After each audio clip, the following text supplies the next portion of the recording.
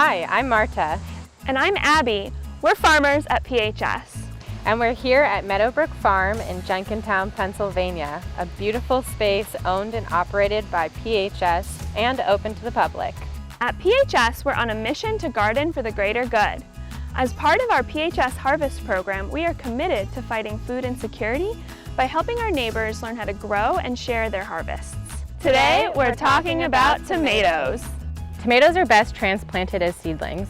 Be sure to get your tomato plants in the ground by the end of May so that you can get your first harvest around the 4th of July. Taking the proper steps to prevent disease is one of the most important things for successful tomato growing.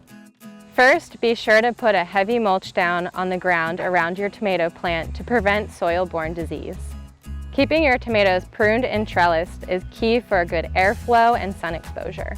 Be sure to prune off all branches and suckers below the first flower cluster.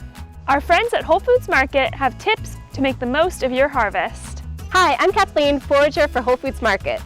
So when you're selecting a tomato, you want to choose a tomato that is a little bit heavy for its size. That'll tell you that it's nice and juicy, and it should also give to the pressure of your thumb a little bit so that you know that it's ripe.